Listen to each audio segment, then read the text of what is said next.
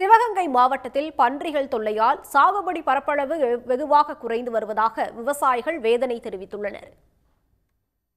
சிவகங்கை மாவட்டத்தில் மானாமதுரை திருபுவனம் வழியாக வைகை பாய்வதால் நெல் சாகுபடி அதிக அளவில் நடைபெறுகிறது. செப்டம்பரில் தொடங்கும் வடகிழக்கு பருவமழையை நம்பி விவசாயிகள் ஆகஸ்ட் மாதத்திலேயே நெல் நாற்றங்காலை தயார் செய்ய தொடங்கியுள்ளனர். இந்த நிலையில் கடந்த சில ஆண்டுகளாக பன்றி தொல்லை அதிகரித்து வருவதால் நெல் சாகுபடி வெகுவாக பாதிக்கப்பட்டுள்ளதாக விவசாயிகள் தெரிவித்துள்ளனர்.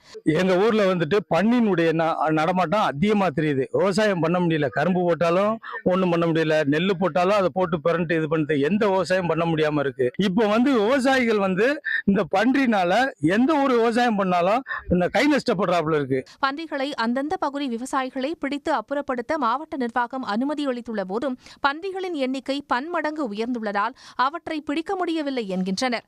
ஒண்ணுமே இல்லாம தேங்காய் மரத்தை தோன்றுது, மாங்காய் மரத்தை தோன்றுது, கரும்பு தோன்றுது, நெல் அழிக்குது. இதை யாராவது கவனிக்கிறீங்களா? விவசாயம் ஒண்ணுமே பண்ணலையான்னு கேக்குறியா? நாங்க பண்ணிதான் பண்ணிட்டு பறி கொடுத்துட்டு தான் வர்றோம். இதை நாங்க யார் என்ன செய்யறது?